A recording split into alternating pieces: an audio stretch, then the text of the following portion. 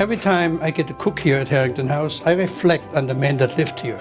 He may not be a household name, but Charles Thomson is one of our most influential founding fathers, and also served as the Secretary of the Continental Congress for 15 years. It's a privilege to cook here in his estate and make this fantastic menu. We're starting off with the river shrimp. You call it crawfish bisque. We continue with a Wether, which is a castrated goat stew that is finished with a little bit of tamarind. We're doing asparagus and oyster ragu, finishing it off with a classic bee sting cake with honey produced right here at Harrington House. It's all for Charles Thomson and a taste of history.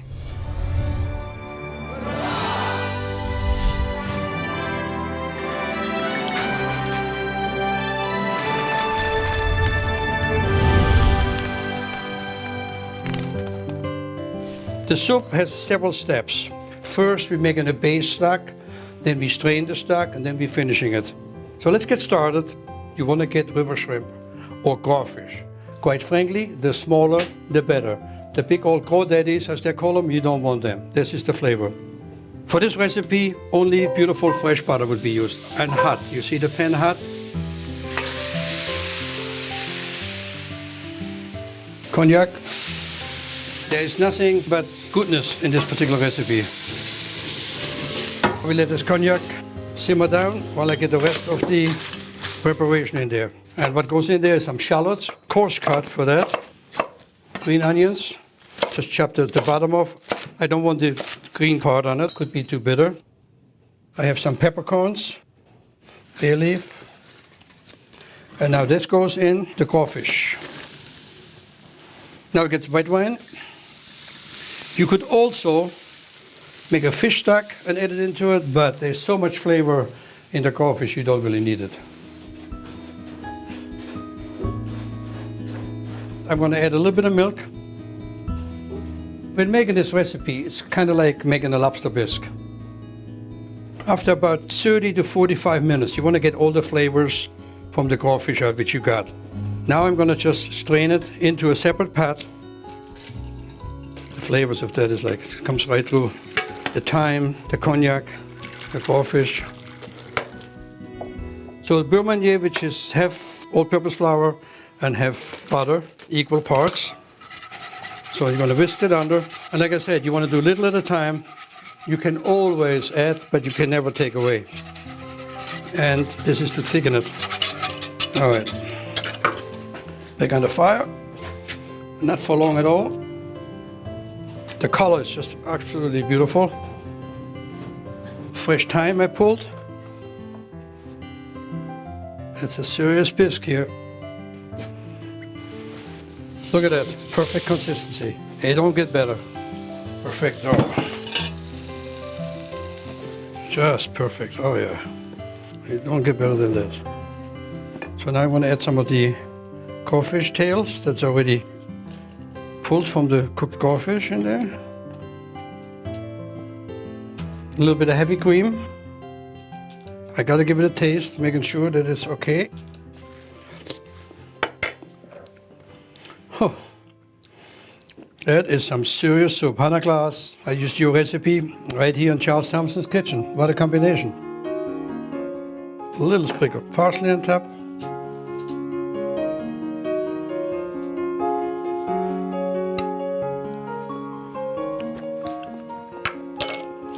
Phenomenal soup.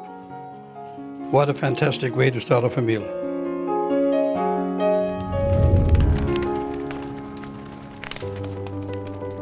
Charles Thomson is best known as the Secretary to the Continental Congresses and was the one person who saw every single day of our revolutionary process. Born in Northern Ireland in 1729, Charles Thomson immigrated to America as a small boy with his father and 4 brothers. Thomson's father died, leaving the children as orphans, and the ship's captain wasn't a very nice guy. He stole all the family possessions and placed Charles Thomson in the home of a blacksmith. Thomson, wanting to work with his mind rather than his hands, ran away. He received an education, found his way to Philadelphia, where he introduced himself to Benjamin Franklin. Thomson was very active as a radical in Philadelphia and was one of the main delegates to oversee the creation of the new nation. He was elected secretary of the First Continental Congress in September of 1774, and that's a position that he served for 15 years. Known for his integrity, he kept meticulous records of all the proceedings of Congress, and his signature appears prominently alongside John Hancock's on the Dunlap broadside copy of the Declaration of Independence, printed the night of July 4, 1776.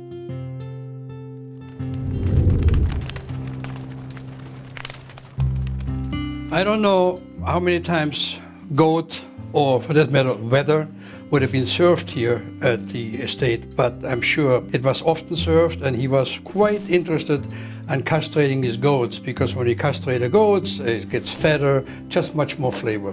What I have in front of me, a leg of goat. So what we'll do here, and this is like any animal, you have a bone on the end. We're going to take out really quick. Now, what you can do with the bones here, it's nice to make a stock. Today, however, with this much root vegetables in there and some red wine, I will need to make a separate stock.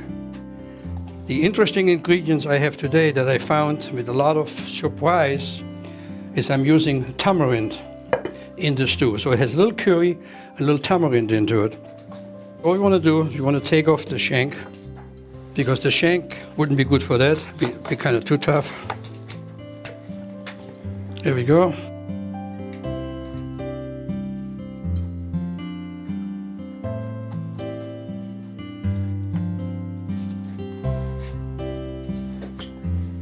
I leave a little fat on it because I want the flavor of the fat. So now all I'm going to do is cut it in chunks, like so. And remember, in the 18th century, people were more frugal than we are. So I'm sure there was more root vegetables preserved in there. And then you served a lot of the goat. So all I got now is I got the dachi getting hot behind me. Good amount of salt, pepper,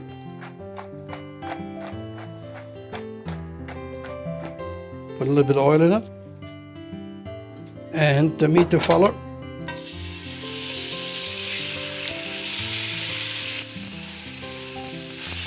And now we're just going to let it simmer away.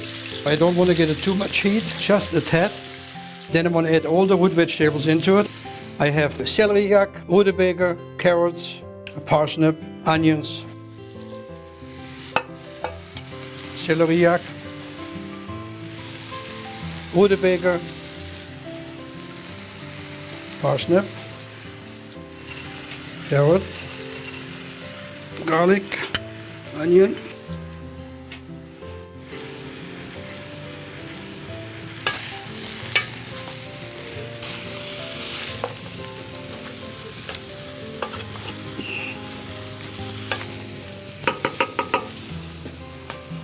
some dry thyme, curry, and now gets the tamarind in it. If you never had tamarind, it's a very sensational flavor. And the interesting thing is, in the 18th century, it was used on ships all the time because it's a natural laxative. Red wine. And now this stew, just got to do simmer away. When you put the curry in it, you got to be careful that you have enough liquid in it. Want to add some water into it. A couple of ladles.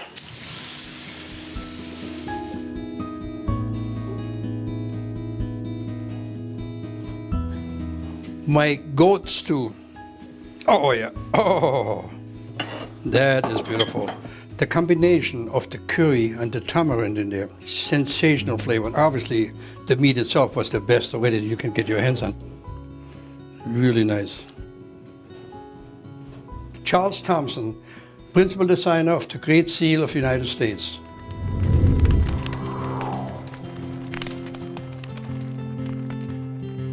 Charles Thomson is best known as the secretary to the Continental Congresses. One of the important jobs that he had was to design an heraldic seal for these new and independent and united states. Congress established and asked 3 different committees, and over the course of 6 years, they all worked on creating and designing this new seal. Charles Thomson was credited with pulling together and coming up with what ultimately was approved by Congress. A cohesive design that was simple, unique, yet bold and symbolic. The seal is monochrome and is the relief of the design. But you will see depictions of the seal or the coat of arms all over the place. It is in places like the White House, on all of our passports. I think where you see it most prominently is on the dollar bill. If you turn the bill over, you can see the Great Seal of the United States, both the obverse and the reverse. So it is the signature of the United States of America. This houses the Great Seal of the United States. What a moment. Look at that.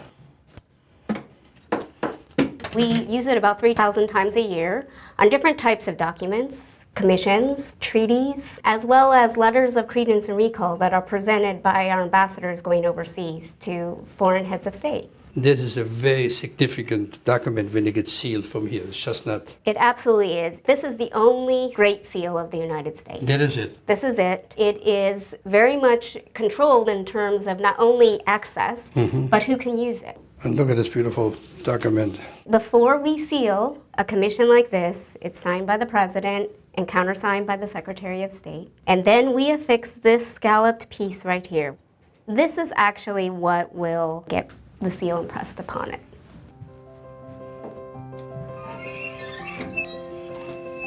Wow, beautiful. And you know that it's official by looking at the other side. I got This it. is the counter die.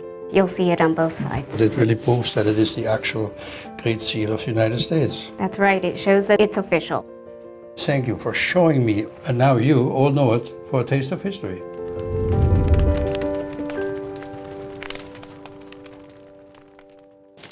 Asparagus, most everybody likes. Unique for today's recipe is that the same asparagus already grow right here at the estate. So what we're doing is a dish that is called by Hannah Glass and by others a ragout. The ragout refers to anything with a sauce. Now today, basically it's the 20-year-old ketchup that is going to come in that really assists together with the oysters. Asparagus, we're just going to cut in small pieces, an inch and a half. And small ones like those, we don't even need to blanch. Now, if you find asparagus that are bigger, you might want to blanch them. For the recipe today, I would not need any blanching. And a nice hot spider, good amount of butter. Butter and shallots. Let it get up, but don't let it get brown, just a little saute. Now the asparagus goes right in it.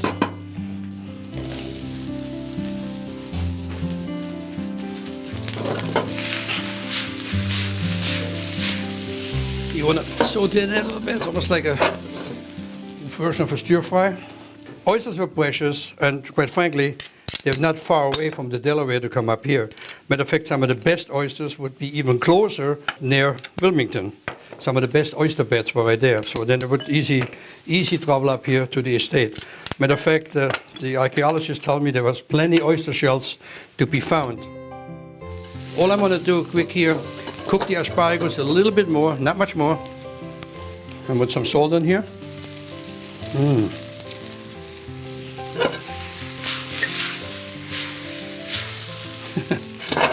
There you go, oysters in. Now the oysters, you don't want to overcook them.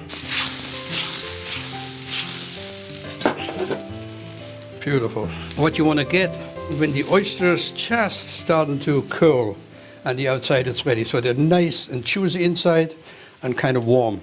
Now all I want to add into this one is the recipe I found with turmeric that I don't use very often. Turmeric is referred to as a poor man's saffron. This is what it looks like. I'm going to put the turmeric into it.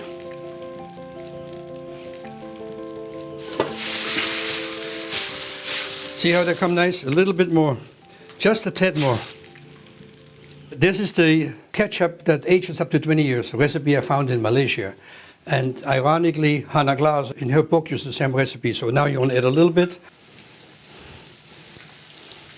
which is also, considering if you don't want to make the ketchup, just buy a fish sauce. It works extremely well.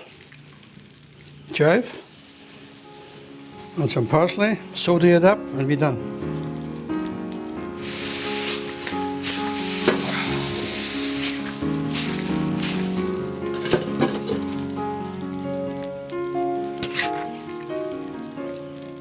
So my asparagus and oyster ragu right here in honor of Charles Thomson. Delicious. By no means is it the finale of the menu. You're going to be in for a treat when we make the bee sting cake using honey from the estate.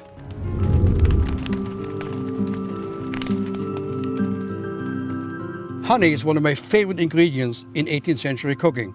Making ale, making many other different recipes. Today I want to find out more about honey. And I'm here with Bruce Gill, the director of Harrington House. Hey, Walter. Bruce. Welcome. Welcome. So tell me all about this honey. Honey is produced by the honeybee and has been doing this without the help of humankind for millions and millions of years. Charles Thomson here at Harrington was a beekeeper. He was an agriculturalist and was very interested in the production of his crops. So Bruce, what we got here? These are called skeps, and honeybees will build their wax comb and they hang it within the skep. Charles Thomson called honeybees useful little animals, and he thought it was very wasteful to destroy the hives. So he came up with a system where he had a box and he placed the skeps on top of the box. The bees lived below, and then he would take the skeps away with the honey and wax in it. Then actually you're conserving the bees, which is a very important That's thing. right. So we've lit our smoker. The smoke helps to sort of calm them down, make them think about something else other than the fact that somebody's invading their household. Fantastic. So we open the hives, we give them some smoke,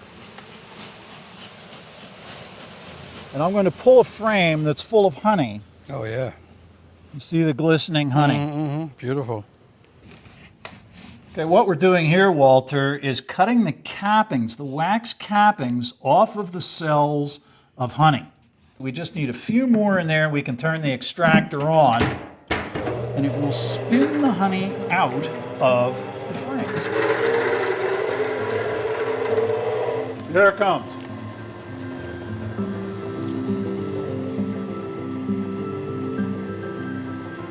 This is a honeycomb that we've taken out, and it would have been the way it was served in the 18th century. Isn't that good? This is the honeycomb. That's the way Charles Thomson and Thomas Jefferson would have eaten it. Isn't that wonderful?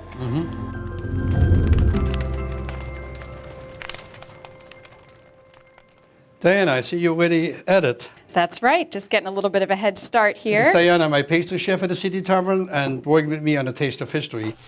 This recipe has a lot of sentimental value for me, because as a kid, once in a great moon, when we had a little extra money, I would be sent to the pastry shop to buy 1 or 2 pieces of what we call Bienenstich, or in English, bee sting cake. And it's a very special recipe, but it makes it more special here. Guess why?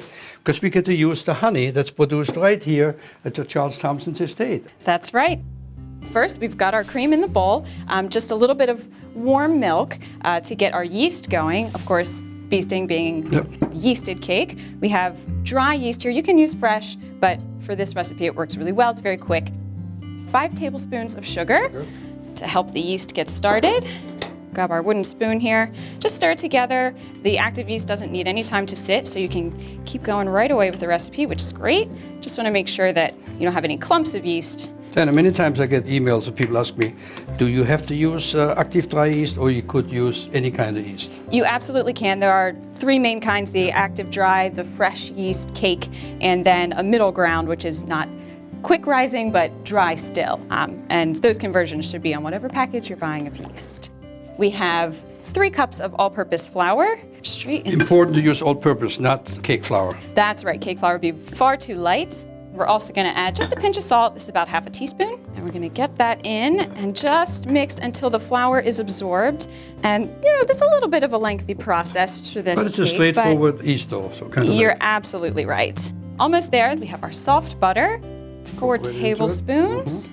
And I'm going to get it a little bit with the spoon, then we're going to have to turn it out. and just give it a quick knead. It doesn't take long to come together. Make sure you get all the little bits around the side. And if you would sprinkle just a little bit of flour.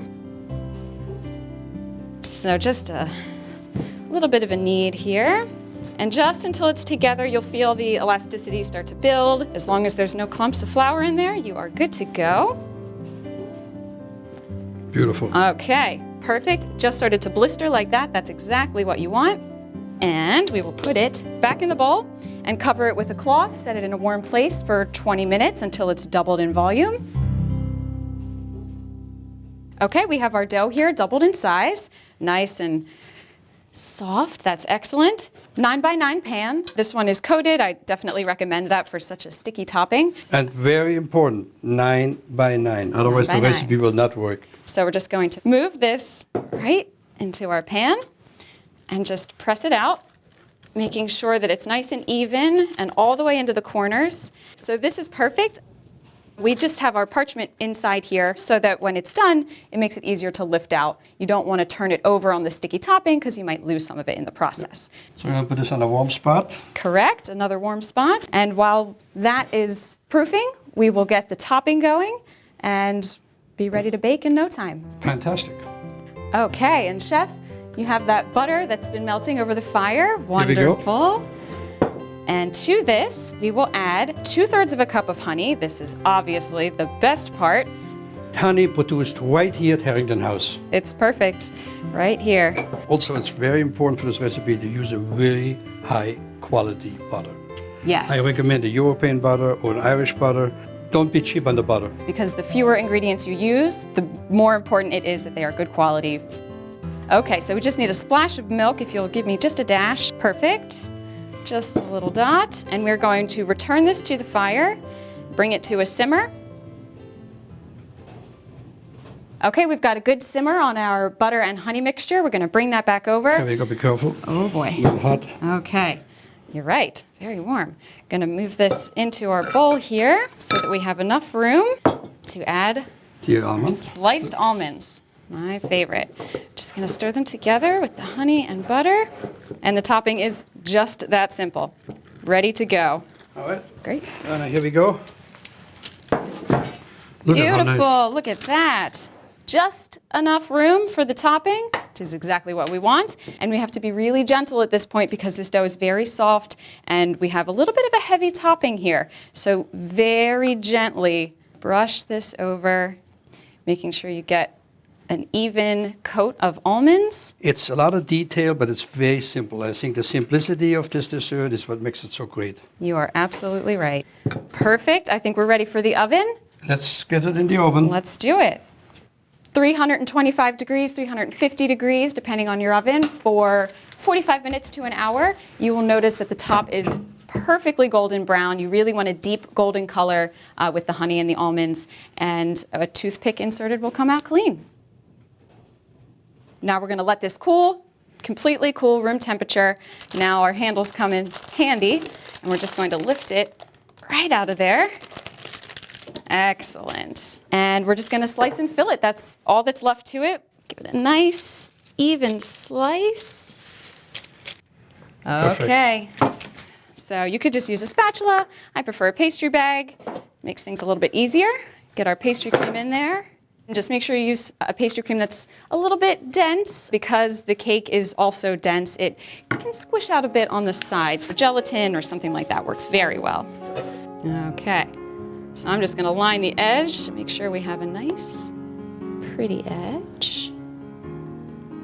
Okay, and then fill her in. Lots of good pastry cream. I guess that's why when I was a kid I liked it so much, because who doesn't like pastry cream? Oh, yes, come Bistro on. pastry cream, almond, honey, it doesn't get better You than really that. cannot go wrong. All right, just like that. Beautiful little sandwich. I don't know about you, but boy, I tell you something. Charles Thomson, I'm sure he knew how to entertain. I don't know if he ever served this one over here. I assumed he did. Charles Thomson, you designed the Great Seal of the United States of America. What better way than to seal this fantastic meal for a taste of history?